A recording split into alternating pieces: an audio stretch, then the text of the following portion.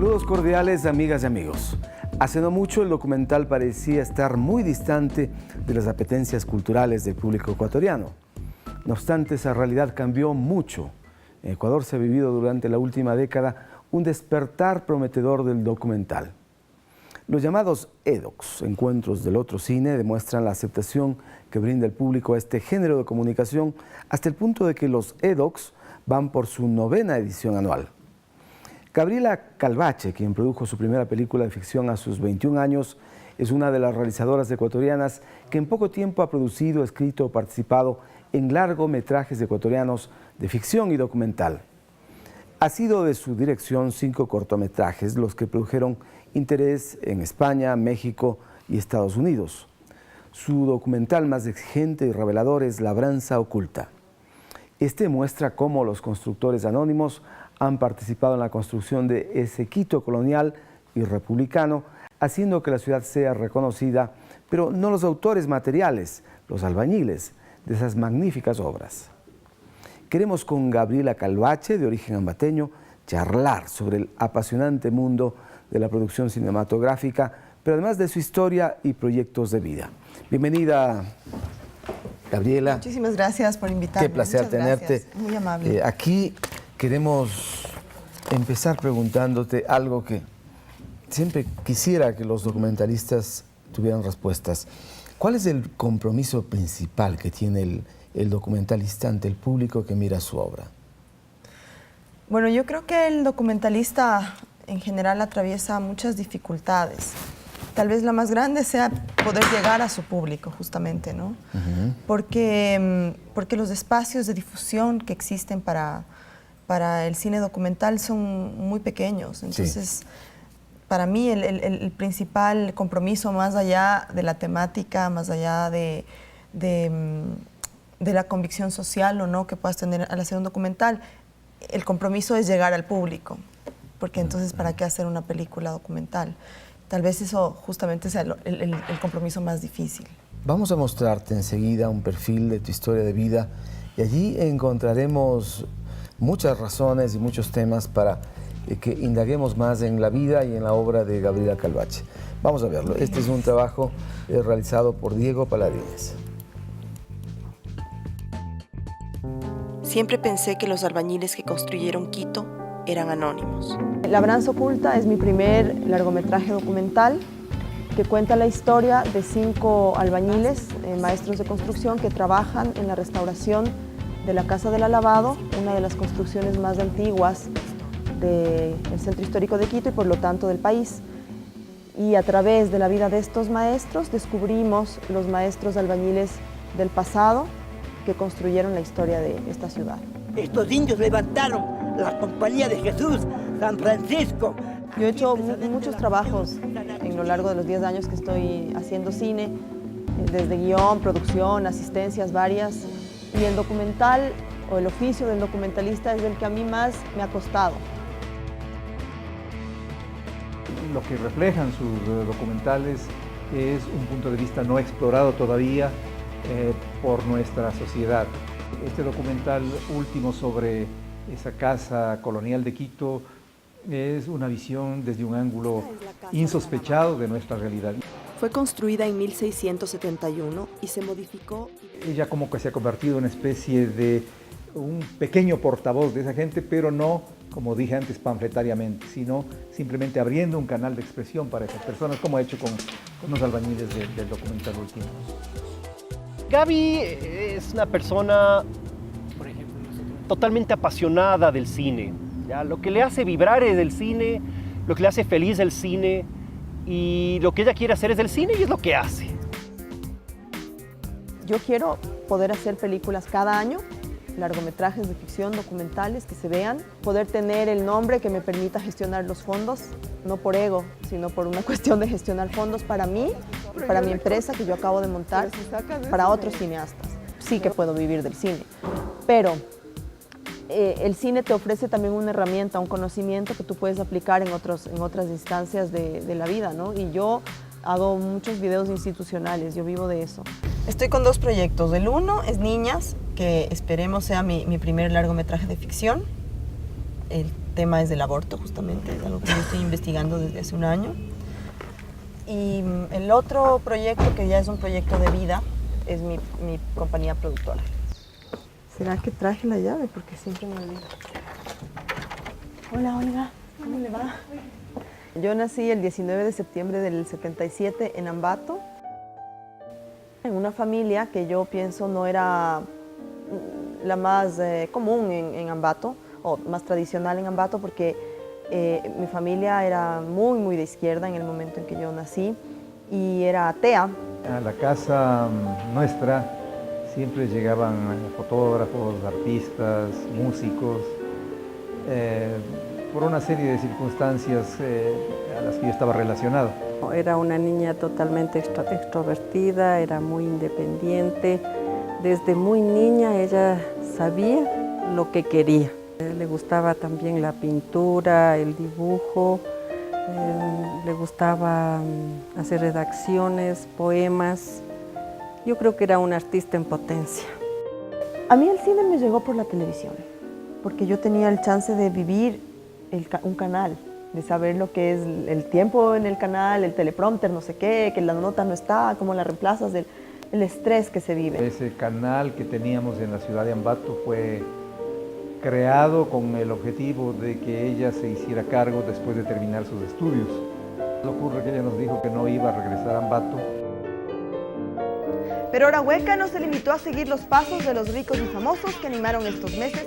Yo vine a Quito a estudiar televisión con el fin de dirigir el canal. Pero yo me di cuenta que la televisión, siendo un medio muy bonito para trabajar, tiene muchos limitantes. Entonces me fue conquistando además la libertad que existe de decir las cosas y además la estética que te permite manejar el cine. No era mi plan en la vida ser madre. ¿Estás comiendo? Ellos son unos amigos que te van a grabar. Diles hola. De hecho, mi mamá me molestaba y me decía, ten un hijo, ten un hijo. No, yo no quiero tener un hijo. Porque tenía mucho miedo de que el tener un hijo no me permitiese seguir haciendo las cosas que quería hacer o las metas que tenía.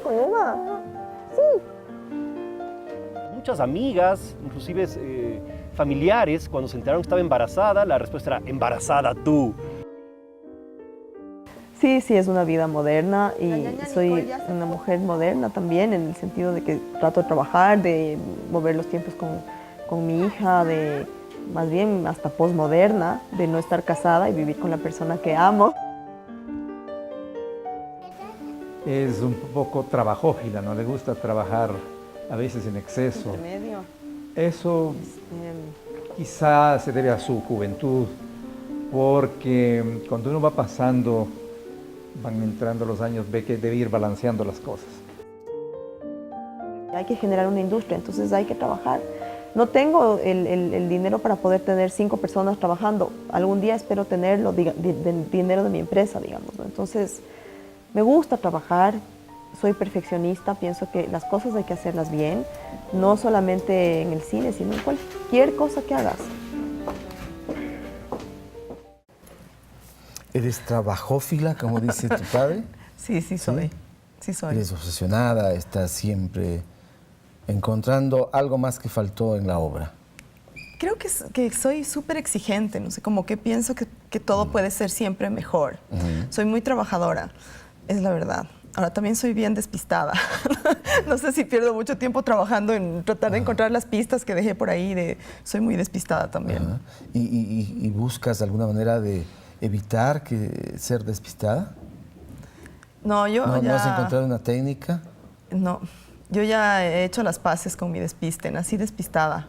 Lo que no implica que no sepa lo que está pasando. Lo que pasa es que a veces estoy tan concentrada en las cosas que quiero hacer o el guión o lo que sea que el mundo alrededor mío se despista. ¿No aceptas que otros te arreglen? No, sí acepto que otros me arreglen. Sí. No más que las cosas un poco se desarreglan. En el desarreglo mío está un poco de orden. Claro. Ahora que veía las tomas de la oficina, digo, qué relajo. Pero así es. Claro, sí. Claro. Bueno, a mí me pasa lo mismo. Y cuando alguien me arregla, también pierdo las cosas, ¿no? Claro. Eso ocurre. Te reconoces como perfeccionista, ¿no? Sí. Yo creo que la perfección... ¿Es una obsesión esa? No, la perfección no existe. Uno no la puede alcanzar. Lo que sí existe... Pero no hay nada que esté acabado tampoco. No. Hay que acabar, pero, porque si uno puede seguir terminando las cosas infinitamente. Lo que sí pienso es que existe la mediocridad, y existe mucha, y existe un compromiso en el que tú sabes que vas a dar hasta lo último, haciéndolo absolutamente a conciencia. Nunca va a ser perfecto, pero el perfeccionismo no es el fin perfecto, sino el proceso. ¿Me entiendes? Sí. El proceso de trabajar hasta que realmente piensas que has dado lo más que has podido. ¿Se puede vivir del cine en Ecuador? Yo creo que no todavía. En el Ecuador no se puede vivir 100% del cine, excepto que tengas una profesión muy técnica, como ser un director de fotografía o ser un director de arte o algo así. Y dudo que realmente vivan del cine. Se vive de la publicidad. Sí. Pero que no se pueda vivir ahora no implica que en 10 años no se pueda vivir. Eso dependerá de decisiones políticas también que los cineastas tomemos, ¿no? Tú hablas de industria y otros realizadores están hablando de industria. Pero ¿hay industria del cine en Ecuador? No, hay una pequeña industria del cine, una artesanía del cine, pienso yo, en realidad. Pero se puede vivir de la artesanía, por lo tanto se podría vivir. Y hay que empezar en algo, ¿no? Para que exista una industria se necesitan, pienso yo, 3 cosas importantes. Por un lado, los realizadores, por otro lado, las leyes que permitan que esa industria exista, no solo esperando que el gobierno invierta en esto, sino que el país entero tenga conciencia de la importancia del cine y la formación de un público. Vamos a hacer una pausa. Estamos, amigas y amigos, con Gabriela Calvache, una realizadora ecuatoriana muy importante que ha hecho hermosas obras que vale la pena conocerlas, y su historia de vida en sí misma nos interesa mucho más. Vamos a volver y tendremos más. No se vayan. Gabriela Calvache ha desarrollado una extensa carrera como cortometrajista. Entre sus trabajos destacan el corto Hay cosas que no se dicen, que participó por primera vez por Ecuador en el Festival de Cine de Mar del Plata. Además, el cortometraje En Espera, primer corto ecuatoriano que participa este año en el Festival de Cine de Oberhausen.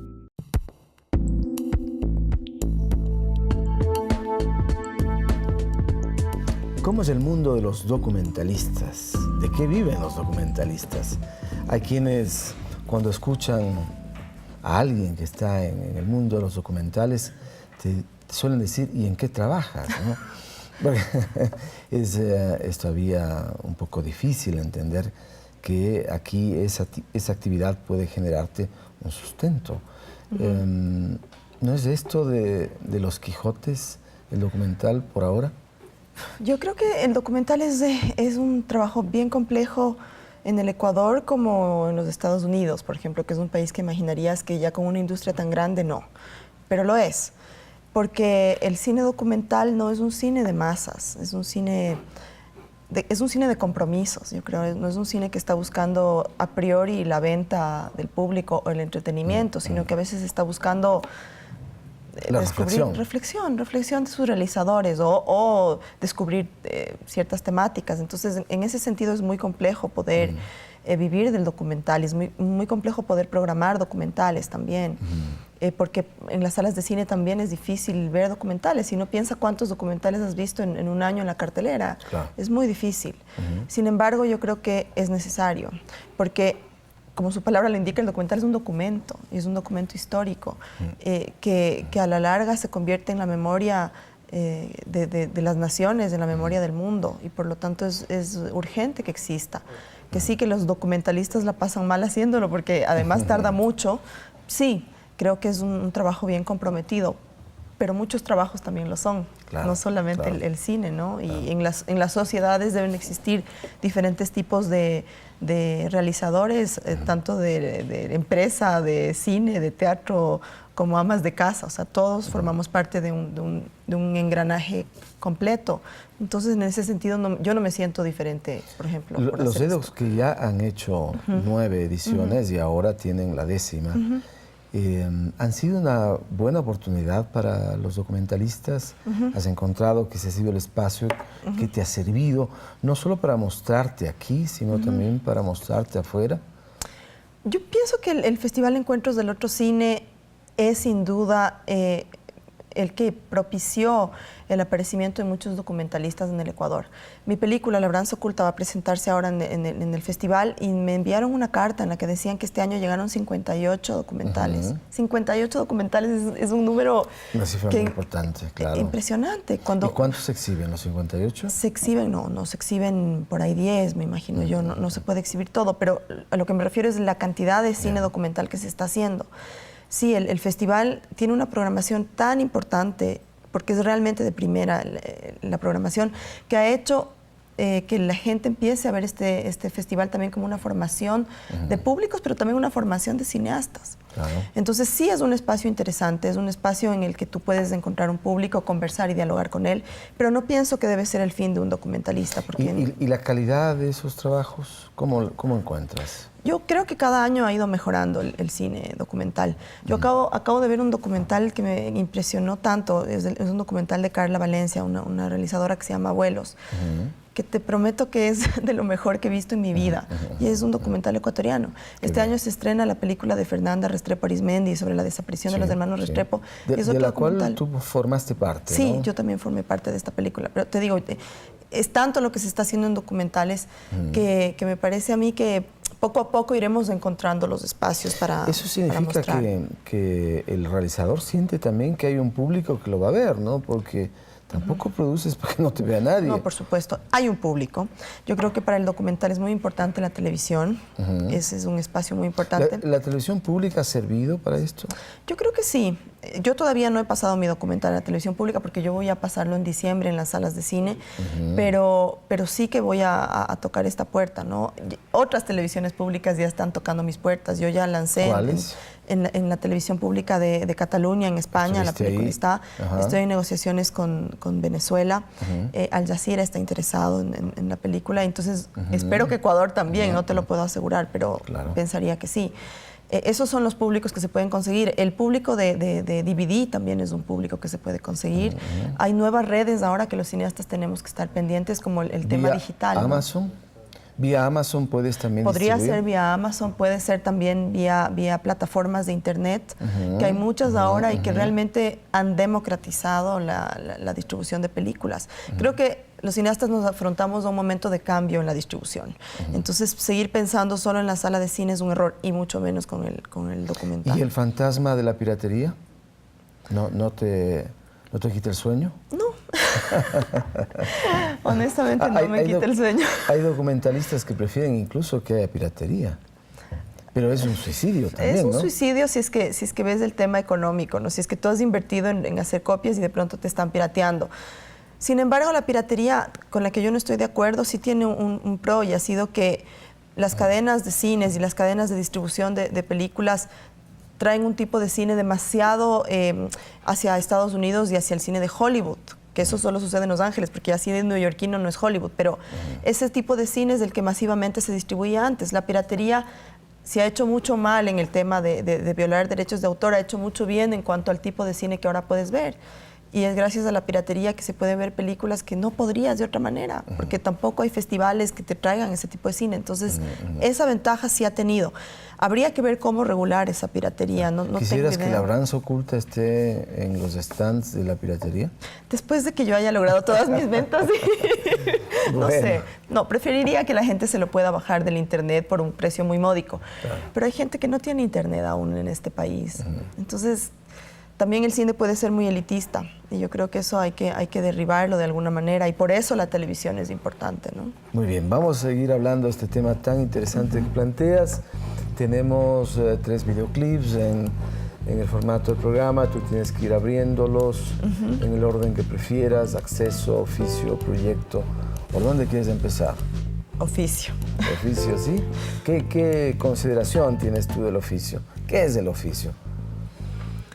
El oficio es una meta en la vida, pero es solo parte de la vida y no lo es todo. El oficio es parte del día a día y es algo que tiene un principio y un fin. Muy bien. Allí lo tienes. Vamos a verlo. Realizar cine en el país es cada vez más viable, En la década anterior había poca gente especializada para los oficios que requiere este arte, pero hoy las cosas han cambiado, aunque aún falta mucho por conseguir, como lo afirma la cineasta Isabel Dávalos. Lo que sucede es que mientras más se va desarrollando una industria, más te vas especializando en tu profesión. Entonces los productores son productores, ya no hay ese crossover, ese cruce a otra área.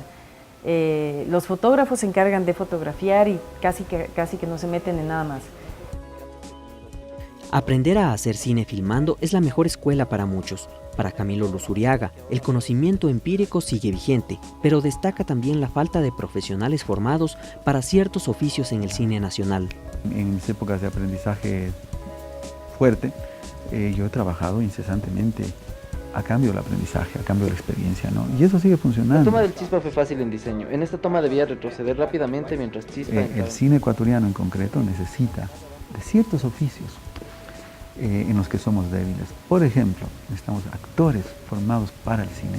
En nuestro país hay 2 o 3 sonidistas, no se dan abasto. Nuestro profesor principal de sonido acá, él no, ya no lo podemos tener de fotógrafo, de sonidista, de profesor de sonido, porque no se da abasto para las producciones. Entre más específico te vas a las profesiones, ahí te vas dando cuenta qué poco industrializado estamos. Un continuista de profesión aquí no existe.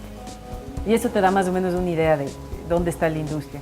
Estamos avanzando, estamos hacia allá, pero no hemos llegado a niveles de industrializados como países de grandes industrias latinoamericanas como Argentina, como México, como Brasil. ¿No le hace falta a Ecuador una academia pública del cine, donde el Estado intervenga y ofrezca múltiples posibilidades de formación? Al Ecuador le hacen falta muchas cosas. Esa podría ser una de esas, pero yo te digo un problema que hay, si es que eso solamente existe, que salen un montón de estudiantes de carreras de cine y se afrontan a la realidad. Sí. No hay dinero suficiente para hacer películas. El rato que ya llegas a hacer una película, es muy difícil programar en los cines. Te afrontas a una industria muy compleja de distribución manejada por Estados Unidos, básicamente, y entonces te quedas solo en el inicio del proceso de la cadena. Hay muchísimos estudiantes que han venido ahora de Argentina por el tema, cuando hubo la crisis de Argentina, mucha gente se fue para allá. ¿Y ahora qué vamos a hacer?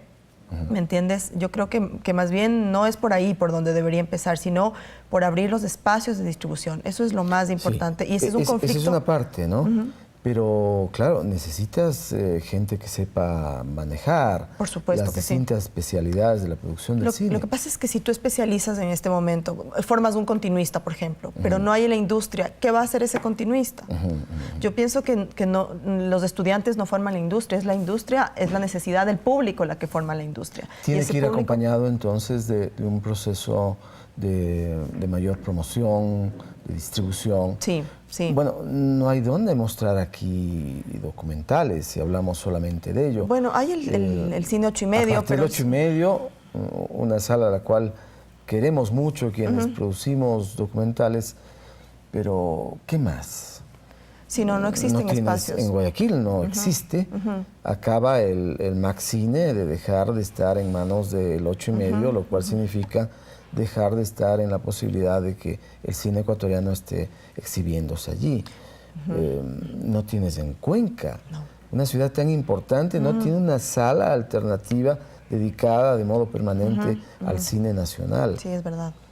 Sí, no existen, y tal vez si es que el gobierno pudiera hacer eso, esa sería una de las cosas, porque cineastas ya existen. La formación de oficios se van a ir dando al momento en que la gente va trabajando. Yo creo que el inicio de una industria y en el mundo ha sido no a través de la formación de universidades, sino a través de la realización de películas. Muchísimos cineastas no han estudiado cine y muchos de los muy famosos no lo han hecho. Entonces, más bien lo que se necesita son los espacios de distribución. Eso son lo que se necesita, y ese es un problema en toda Latinoamérica. No es un problema solo de Ecuador, incluido países con industrias tan grandes como Argentina. Nosotros tenemos que de alguna manera empezar a ver que el cine no le pertenece a un país. El cine es regional y deberíamos intentar, incluso a nivel de países, por ejemplo, a través de convenios y qué sé yo, conseguir la formación de salas para este tipo de público. ¿Encuentras en nuestra región algún circuito que constituya una posibilidad alternativa para distribuir películas? No existe, pero va a existir. ¿Cuándo? Eso es lo que yo pienso. Yo creo que pronto. Yo creo que la plataforma de Internet va a ser un cambio. Yo sé que se están dando cambios en el programa Ibermedia de España y que conlleva a todos los países latinoamericanos y que uno de los temas que se están tratando es justamente este. Ibermedia produce un montón de películas. ¿Cuántas se llegan a ver? No es un problema solo de Ecuador, es un problema de todos los cineastas. Necesitamos que otro tipo de gente también se meta en el cine. Nosotros somos realizadores, pero en el cine se tiene que meter gente de industria para generar una industria. Sí. Muy bien, Gabriela, vamos, amigas y amigos, a una segunda pausa y volvemos enseguida para compartir con Gabriela Calvache, realizadora documental y alguien que está queriendo hacer este momento una película de ficción. Vamos a ver, ya venimos.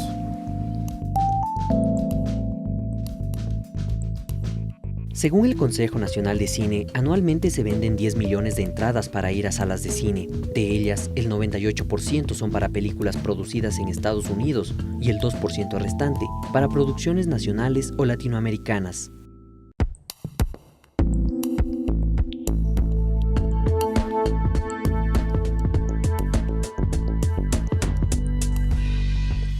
Al inicio del programa lo dijimos, este Quito colonial bellísimo, declarado Patrimonio Cultural de la Humanidad, tan querido y reconocido por propios y extraños, pero aparte de ser monumental, tiene también una gran dosis de humanismo que no lo descubrimos inmediatamente, ¿no?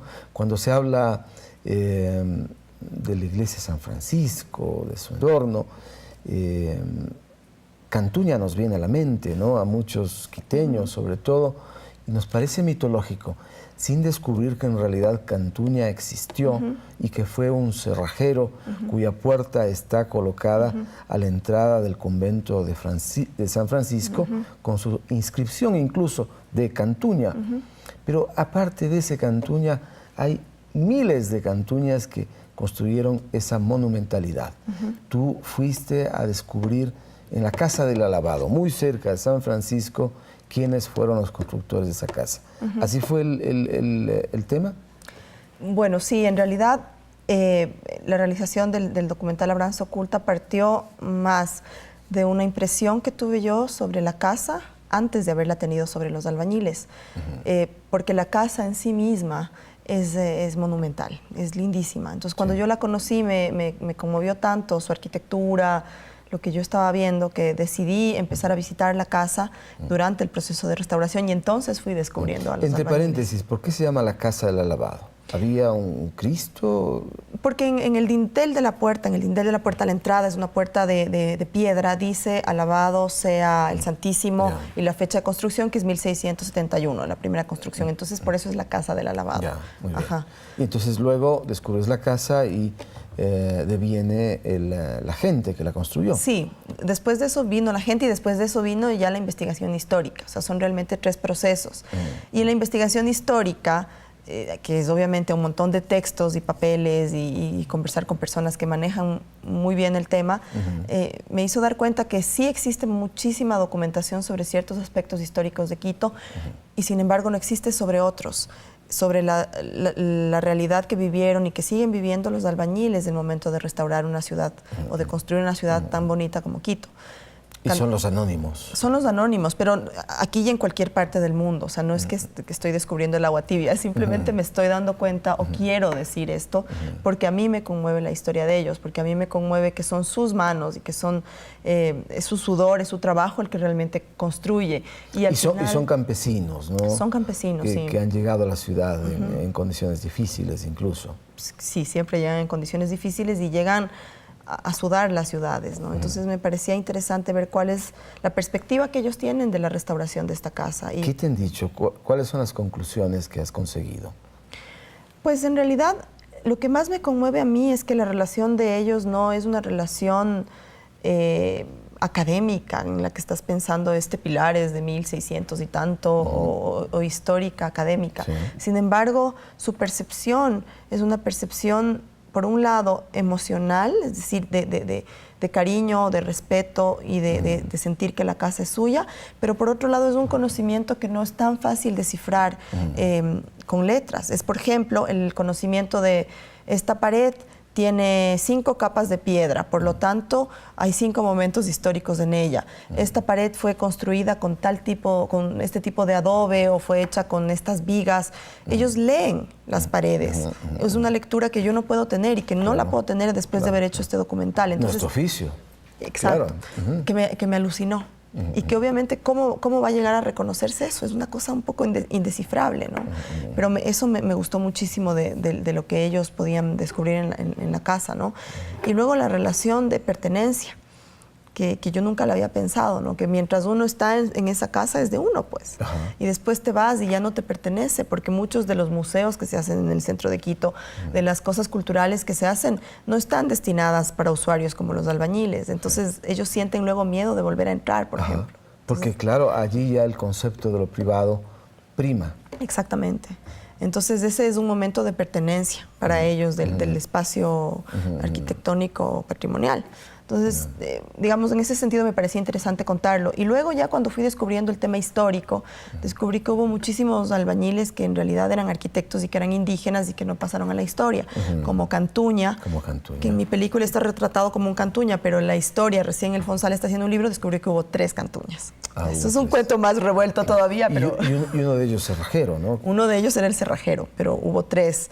Y bueno, habría que ser académico y ponerse a leer un poco de eso, pero hubo y este si has personaje. visto la puerta de él, ¿no? Sí, a la por entrada supuesto. del convento. Sí, está preciosa, en la además, película. ¿no? Sí, claro que sí. Bueno, busquemos más aquí en esta parte interactiva.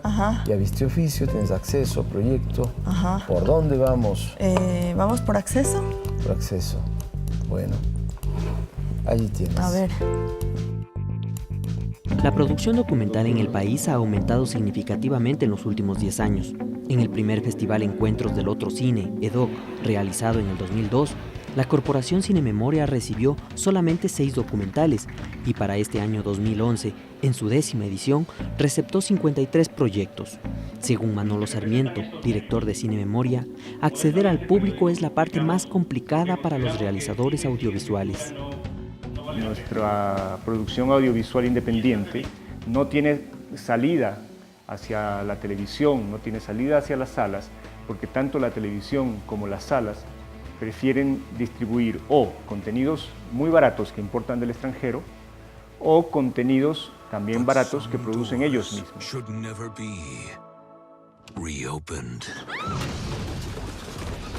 Isabel Dávalos, productora y realizadora audiovisual, agrega que la distribución o exhibición de documentales es un problema en Latinoamérica e inclusive en Europa. En el único lugar donde se distribuye documental es donde las televisiones compran. Tienes ahora un problema con los de exhibición, no sé si es un problema, pero es una situación. La entrada de 3D implica que el 30% de las salas comerciales ahora son reservadas exclusivamente para 3D. Nuestras salas están equipadas para difundir la producción comercial que viene de los Estados Unidos, principalmente. Y entonces son grandes inversiones que no son rentables con los contenidos locales, lo cual es comprensible desde el punto de vista del negocio, pero entonces ese problema necesita también una política pública, ¿no? Hay un público que le interesa el documental. Probablemente no es mayoritario, probablemente no son millones de personas en el Ecuador, pero por pocos que sean, son públicos que pueden llenar salas de cine. Sí, pueden llenar, pero siguen siendo pocos. No creo que podemos quedarnos satisfechos. Hay que aspirar a más. ¿Qué hacer? Desde los propios gestores, en este caso Cine Memoria, las salas que existen como el 8 y medio, la Casa de la Cultura, no sé, el Cenecine, el propio ministerio. ¿Qué hacer? Pienso que debe existir más salas como 8 y medio, no solamente 8 y medio. Creo que eso es muy importante y que esas salas intenten aprender también de la gente que está haciendo el cine comercial. Yo creo que muchas veces nosotros nos sentamos a juzgar, a decir, el cine de Hollywood, las salas de cine tienen culpa, pero no vemos qué estamos haciendo mal nosotros, porque necesariamente tenemos que conseguir ese público. Entonces debe existir este tipo de salas como 8 y medio en mayor volumen y deben atraer al público de alguna manera, ¿no? ¿No sientes que falta un 8 y medio en el sur de Quito? Pienso que falta un 8,5 en el norte de Quito, en el Quito centro, que faltan muchos 8,5, que si pudiésemos tener 10 y que pudiesen ser cadenas que están asociadas a los 10 8,5 de Lima y a los 10 de Bogotá y que podamos compartir programación, estaríamos hablando ya de una industria. Eso es lo que hace la industria norteamericana. Es una cadena. La cadena de distribución. Nosotros tenemos que conseguir exactamente lo mismo. Te repito, yo pienso que tenemos que volver a nuestros ojos a otros tipos de distribución, como el de la Internet, como el del DVD, como el educacional. Tenemos necesariamente que hacerlo. Pero el Internet nunca alcanzará a tener el glamour, el ambiente tan precioso que tiene una sala. Sí, sí, pero bueno... ¿Puede el Internet ser un pretexto para que no pensemos en las salas, donde hay una absoluta concentración, el sonido perfecto, las dimensiones exactas, para poder mirar cine? Yo pienso que hay películas que no están hechas para la sala de cine. Y yo pienso que muchas veces... La mía, por ejemplo, pienso que está hecha para un corto periodo, el documental. ¿Sí? Yo pienso que está hecha para verlo 1 o 2 semanas en la sala de cine. ¿Pero por qué tan poco? ¿Estás aspirando poco para tu película? No creo. Pienso que estoy siendo realista y que me gustaría conseguir otros espacios. Porque el público que va a las salas de cine... Bueno, no te hablo del 8,5. En el 8,5 puedes estar mucho más tiempo porque tienes otro tipo de público. Pero el público que va a una sala de cine comercial a ver una película como la mía, se agota en 2 semanas. Y yo prefiero tener esas 2 semanas la sala llena con un público que ha ido a verme a tener 5 semanas de 3 personas en la sala de cine. Tampoco aspiro a eso. ¿Me entiendes? Para mí el cine sí es un tema de glamour, pero yo pienso que es un tema de llegar al público también. A mí no me importa que te lo bajes del internet con que lo veas. Hay mucha gente que ha estado aspirando el glamour y tiene sus películas guardadas en su cajón y la puso 1 semana. No, nosotros tenemos que llegar al público. ¿Por qué la piratería funciona? Está funcionando. A ver, tenemos que abrir los ojos. Algo está pasando y nosotros tenemos que ir para allá. ¿Me entiendes? La persona que quiere ver el cine tendrá esas 2 semanas de ir y verla, pero la que no puede conseguirla de otra manera. Mucho público dice, ¿dónde podemos conseguir cine ecuatoriano? No lo puedes conseguir. Muchas veces lo consigues en la piratería. Que vayan a cine de memoria. Por supuesto. Y lo alquilen ahí. Por supuesto, esa es una manera de hacerlo, pero sí hay el glamour y el glamour para eso están los festivales también, pero para conseguir al público uno tiene que quitarse el glamour y ponerse un calentador y salir a buscar al público. Está bien, está bien. Vale la pena ese punto de vista. Vamos a hacer una pausa, volvemos enseguida. Aquí con Gabriela Calvache en la Caja de Pandora.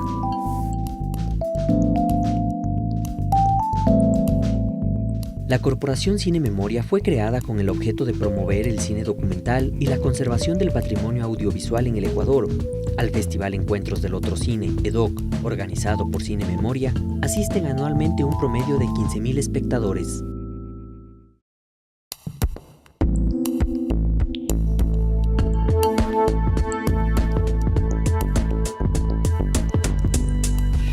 El mayor problema, ha dicho Gabriela Calvache, es encontrar los circuitos de distribución de la producción ecuatoriana.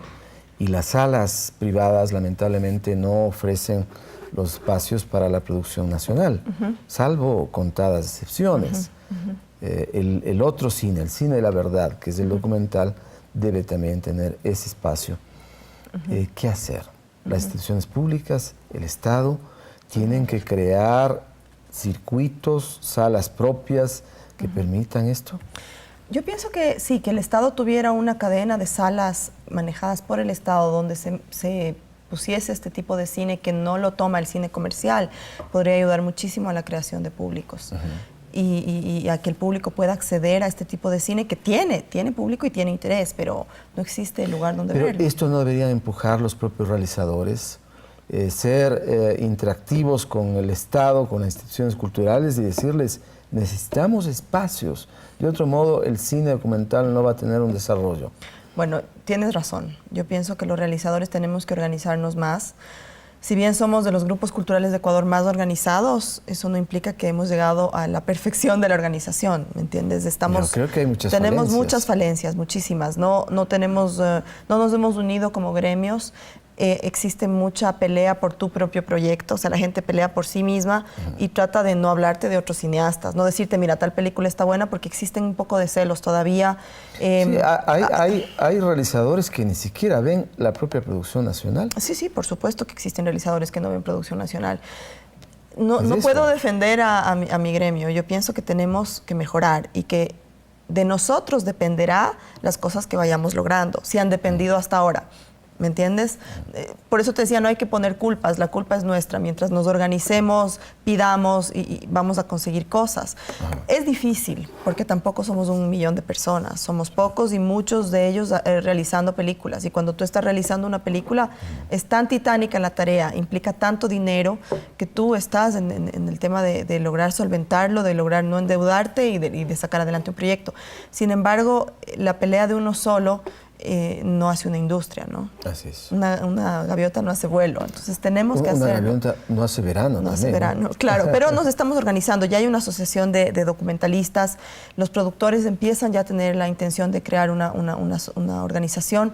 Es cuestión de tiempo, es cuestión de tiempo. Bueno, espero que el tiempo no nos arrolle. Ojalá que no. Tenemos un video más, el último, ¿no? Es Proyecto. Vamos a verlo. Allí tienes. En la actualidad, tener hijos es una opción que las parejas discuten cada vez más. Ser madres es una alternativa que ahora muchas mujeres cuestionan, descartan o asumen de modo distinto al tradicional. A ver, pon tus brazos acá. Yo no quisiera... Yo soy madre porque así la vida quiso y porque yo quise también, ¿ya? Y porque me amo a mi hija y me fascina, pero eso no me hace ni una mejor mujer que otra, ni me realiza como mujer. ¿Me quieres coger? Bueno, yo pienso que la mujer a lo largo de la historia se ha visto un poco medida por su capacidad de ser madre.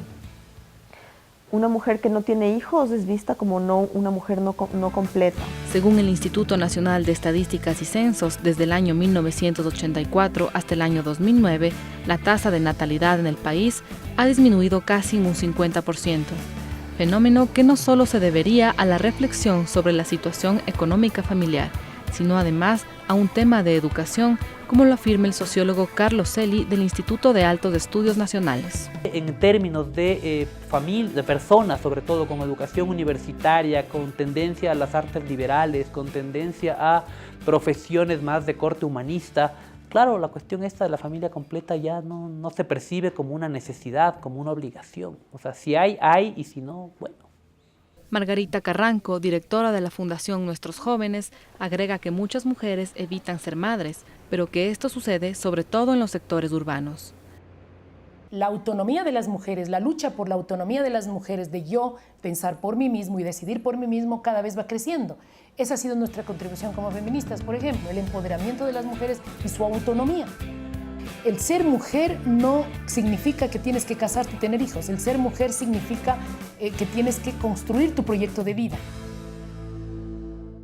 En la posmodernidad cambiaron mucho las cosas. La tasa de nacimientos disminuyó un 50%, dice el INEGI, las estadísticas. 1 de cada 2 mujeres ya no tienen su proyecto de vida, procrear. ¿Cómo ves tú esa circunstancia reflejada en tu propia vida? Bueno, yo pienso que las mujeres deben tener la libertad de decidir. Es decir, que la presión social no debería enfocarse a que tengas que ser necesariamente madre o a que vales menos como persona o como mujer si no tienes un hijo o una hija o si no estás casada. Es decir, a dejar de ser un poco tradicional, sino que las personas puedan decidir por sí mismas, las mujeres me refiero, ¿no?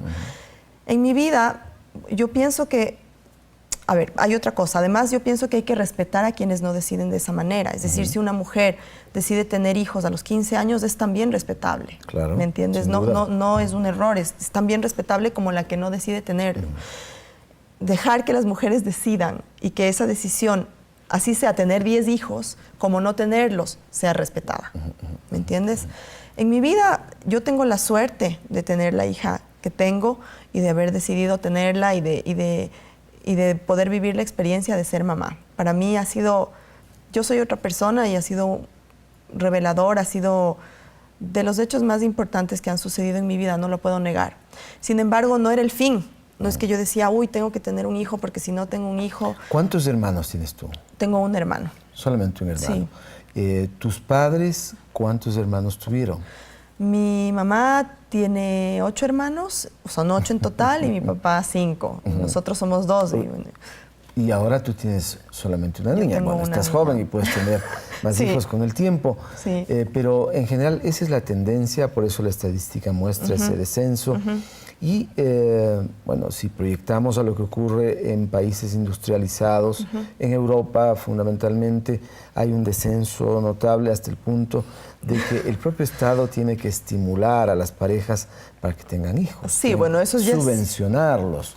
¿No? No creo que sea todavía nuestro nivel, pero la posmodernidad nos ha llevado a todos, a la pareja, a producir incesantemente y olvidarnos también de algo fundamental. ¿No crees que esa posmodernidad es muy dura con el ser humano? Pienso que puede ser, tienes razón. O sea, en el caso de Europa llega al extremo en el que hay una población que no tiene hijos y que eso va a afectar ya a un nivel macro la situación del país a futuro. Van a tener que importar personas para que pueda existir, sobrevivir el país y se pueda llegar con la tasa de dinero que necesitan las personas que se han jubilado y qué sé yo. Por supuesto. Pienso que todo extremo es malo y pienso que obviamente en el mundo ha habido extremos, sobre todo con las mujeres, que son necesarios que eliminemos, ¿no? Sobre todo con las mujeres a lo largo de cientos de años. Entonces, obviamente hay un reflejo cuando la mujer toma el poder y dice, bueno, yo decido y yo no quiero. Sin embargo, sí pienso que la naturaleza te dio la maternidad porque te dio el cuerpo, digamos, para que tú seas madre. Tienes la opción de decidir. Y si lo eres, me parece que es mucho más importante la calidad de vida que va a tener ese niño, la conciencia que tú tienes sobre cómo educarlo, sobre su seguridad emocional, sobre la educación que le puedes brindar, sobre un montón de cosas que el simple hecho de tener hijos. Hay personas que tienen hijos por tenerlos. ¿Y cómo están esos hijos? Puedes tener 2 o 3. Y de ahí devienen los abortos también. Sí. Tema que tú estás abordando a través de una película de ficción que se llama... ¿cómo se llama? Niñas. Niñas, es un nombre preliminar que ha puesto Gabriela Calvache a un proyecto de ficción que está en marcha y del cual hablaremos apenas volvamos tras la siguiente pausa. No se vayan, venimos a la parte final del programa. Gabriela Calvache actualmente está desarrollando el guión de ficción de la película Niñas, cuya temática alude al aborto adolescente. Este guión fue premiado por el Festival de Cine Cero Latitud y el Instituto Nacional de Cine de Argentina.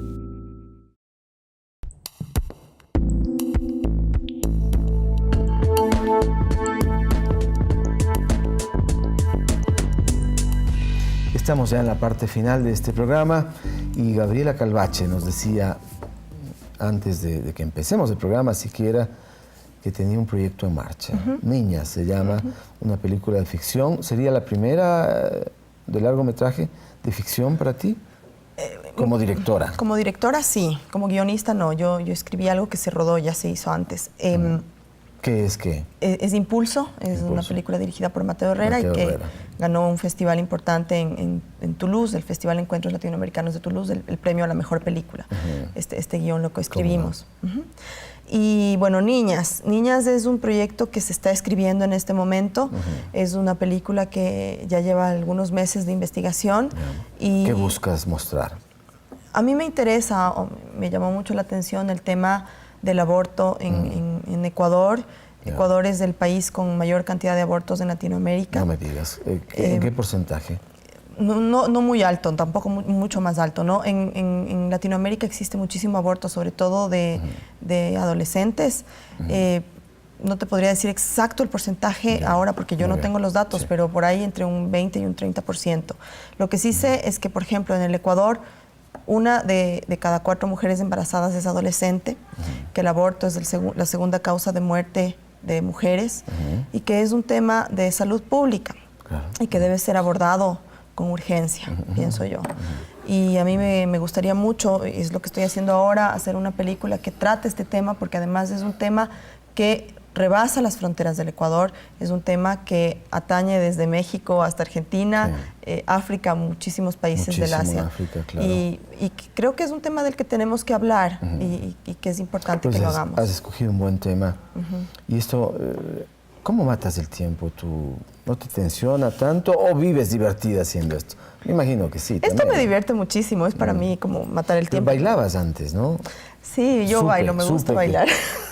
Me gusta bailar y tomaba clases antes. Danza árabe, ¿no? Sí, antes, pero ya ahora ya no. Ahora mato el tiempo con mi hija. Yo tengo mi hija, el tiempo que tengo se lo doy a ella, se lo doy a mi pareja. Tengo 2 hijastras, yo tengo mi tiempo con ellas. Tengo un tiempo de familia.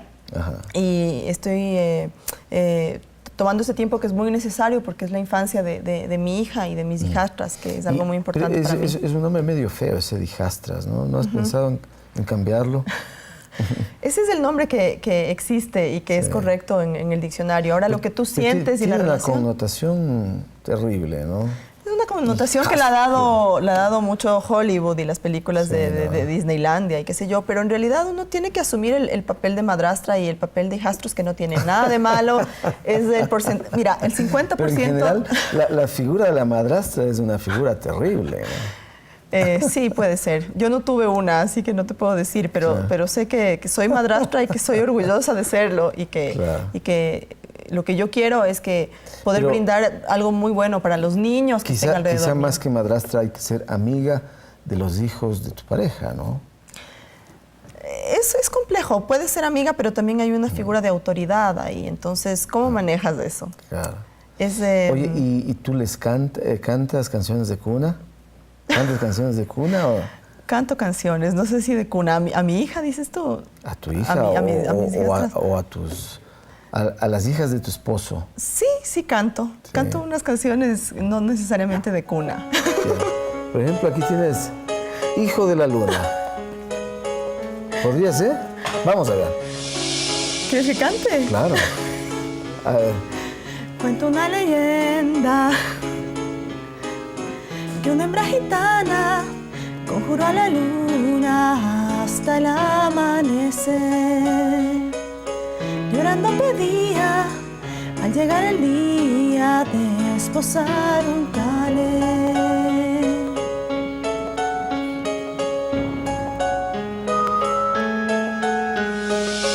Tendrás a tu hombre piel morena, desde el cielo habló la luna llena, pero a cambio quiero el hijo primero que le engendres a él. Que su hijo inmola para no estar sola, poco le iba a querer. Luna quiere ser madre. Muy bien. Es terrible porque yo no soy cantante. Y es una canción difícil, ¿eh? Y tienes tesitura. Qué bien. Qué bien. Es un hobby. Tenemos un karaoke en la casa, pero no más que eso. Con puntaje y todo, ¿no? Sí. Mi hijastra Nicole, ella es la que se lleva todos los puntos. ¿Ah, sí? ¿Y tú cuánto sueles puntar? Depende si estás en profesional o principiante. Profesional 20, pero principiante 80, qué sé yo. Bueno, muy bien.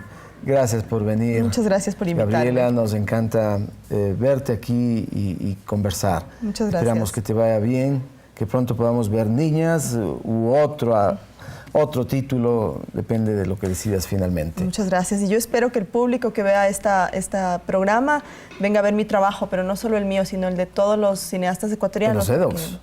Y que vengan al Festival de Encuentros del Otro Cine a ver mi película, Labranza Oculta, que va a estar ahí. Ajá. ¿Está en qué tiempo? Está en mayo, ¿no? Está en mayo, el festival empieza a finales de mayo y principios de junio. Muy bien. Mucha suerte. Muchas gracias. Muchísimas gracias también a ustedes, amigas y amigos, por acompañarnos. Este es su programa, La Caja de Pandora. Semana a semana lo esperamos y también aguardamos sus comentarios que son tan importantes para construir de modo colectivo este programa. Un gran abrazo, pasen muy bien. Hasta pronto.